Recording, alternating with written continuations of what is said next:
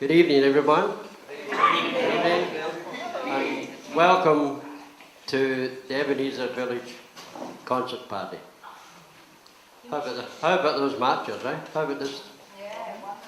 I can never do that stuff. Can never ever do it. Anyway, we hope you're all going to enjoy yourselves. So we want you to sit back, relax, enjoy the fun, the frivolity, and the variety. So here we go. When you're smiling, the whole world smiles with you. When you're laughing, this... Hold on a minute, I've got a story for you. And everything's true, everything I say here tonight is true. God's truth, everything I'm going to say is true. It happened in Frankston, down in Yonge Street, about a week ago. About 8 o'clock in the morning it was, and these two council workers turned up for work. One chap's carrying a pick and a spade, and the other chap's carrying a rotten shovel. So anyway, they went to Yonge Street and they started the block with the pick. A metre deep. Shovel is out. Next block comes along, fills it in. They walk another 5 metres. Digs the hole, all the way up the street every 5 metres. One's digging now, one's filling it in. Tapping it up, down the other side of the street. They're ready to turn in to the next street. And one of the residents of Ebenezer was standing watching this. She says, I'm a bit confused about all this stuff. This block digging the hole, this one's filling it in. She says, I've got to find out about this. She said, young man, could I speak to you?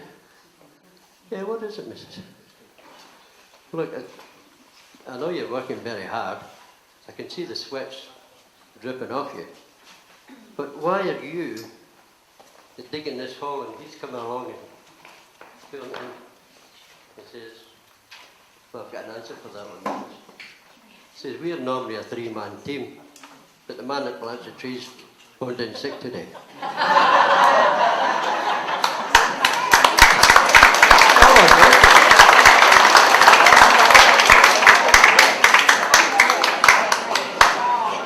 Anyways, most of you are aware, we have exercise classes here at half past 7 in the morning. God, it's an ungodly hour, that. 7:30, trees are under them. Anyway, she coached me about 12 months ago. She said, why don't you get into these exercise classes? I said, Todd and terrific, what's wrong with me? Oh, anyway, by the side, the speed limits in the village here, Robert and Keith keep telling people, you've got to slow down, Take it easy, take it easy. I'm going to tell you something you don't know. Teresa's got an exemption from that speed limit. She has. She's got an exemption from the speed limit. Not driving, walking.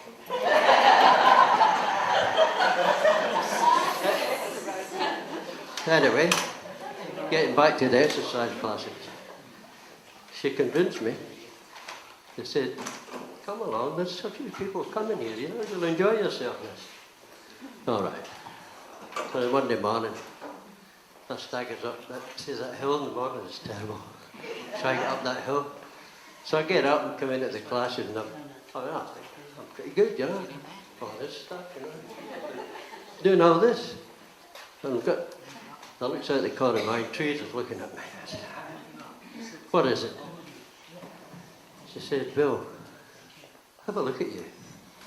I said, what do you mean have a look at me? She says, you can't even touch your toes. I said, Teresa, if God wanted me to touch my toes, I'd put them on my knees. It's true. It's all true. It's all true. Do you believe me, Brian? I believe it, Bill. Anyway, I got to the Wednesday that week. Tuesday, I got through it. Not too bad. Then the Wednesday I'm back in, I'm pretty fit by this time, you know. 3 days I've been gone, running around, the usual, you know. She's looking at me again. What is it this time? What? She says, look, I've got to tell you something. I said, what is it?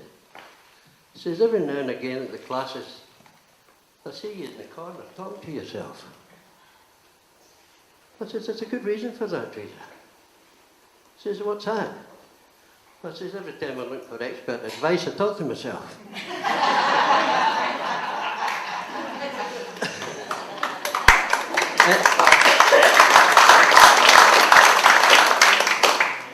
Anyway, I did get to the Friday that week. Oh, I was good on the Friday. Thought there was about 6 of us there. Oh, get going. I was pretty fit, right, by that time. So anyway, at the end of the session, Teresa gets everybody together, you know, the music it was great. The music was going, everyone was happy. She says, oh, you've all done a good job today. No, look at you all, you know, you people should be pretty lucky that you're here, able to do all this stuff. I said, Teresa, don't talk to me about luck. I think I'm lucky when I walk into the bedroom and remember why I'm there. When you're crying, you bring on the rain, so stop your crying. Be happy again when you're smiling.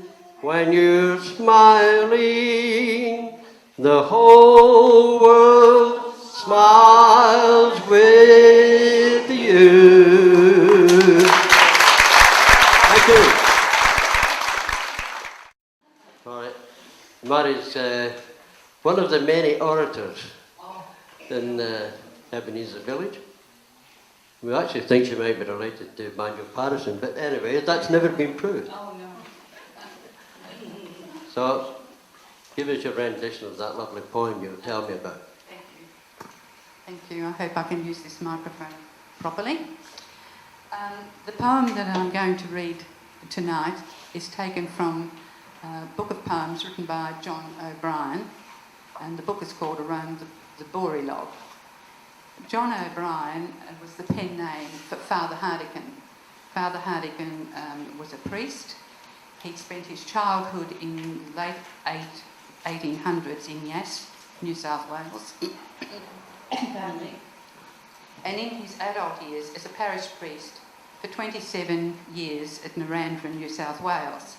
The verses that he wrote, he said, were for his own amusement. He was blessed with humour, affection and understanding, particularly of country folk.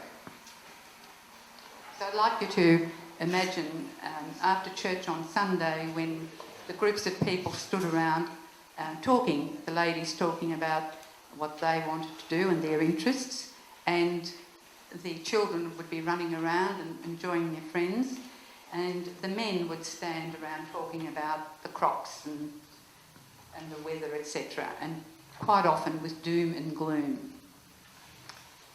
So this is called Said Hanrahan. We'll all be ruined, said Hanrahan, in accents most forlorn. Outside the church where Mass began one frosty Sunday morn. The congregation stood about, coat collars to the ears, and talked of stock and crops and drought, as it had done for years. It's looking crook, said Daniel Croak. Bedad, it's crook, me dad. For never since the banks went broke has seasons been so bad.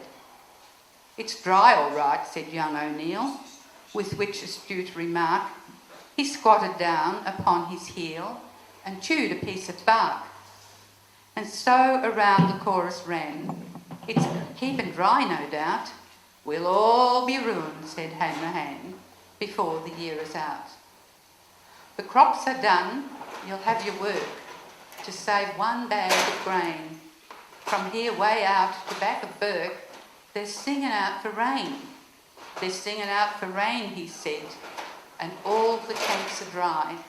The congregation scratched its head and gazed around the sky. There won't be grass in any case, enough to feed an ass. There's not a blade on Casey's place as I came down to Mass. If rain don't come this month, said Dan, and cleared his throat to speak, we'll all be ruined, said Hanrahan, if rain don't come this week. A heavy silence seemed to steal on all at this remark, and each man squatted on his heel and chewed a piece of bark. We want an inch of rain, we do, O'Neill observed at last. But Croak maintained we wanted two to put the danger past. If we don't get 3 inches, man, or 4 to break this drought, we'll all be ruined, said Hanrahan, before the year is out.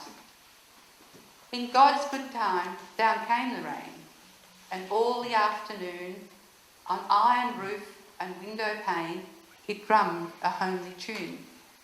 It pelted all day long, a singing at its work, till every heart took up the song, way out to back a bird. And every creek a banker ran, and dams filled over top. We'll all be ruined, said Hanrahan, if this rain doesn't stop. And stop it did in God's good time. And spring came into fold, a mantle over the hills sublime of green and pink and gold. And days went by on dancing feet, with harvest hopes immense, and laughing eyes beheld wheat, nodding over the fence, and all the smiles on every face, as happy lad and lass, through grass knee-deep at Casey's place, went riding down to Mass. While round the church enclosed genteel discoursed the men of mark, and each man squatted on his heel and chewed a piece of bark. There'll be bushfires for sure, me man, there will without a doubt. We'll all be ruined, said Hanrahan, before the year is out. Probably appropriate for today.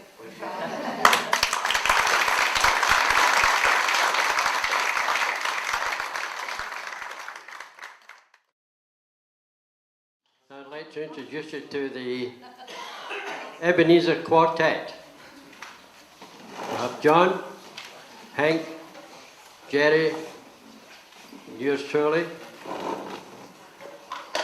and your very own Halcott on the organ.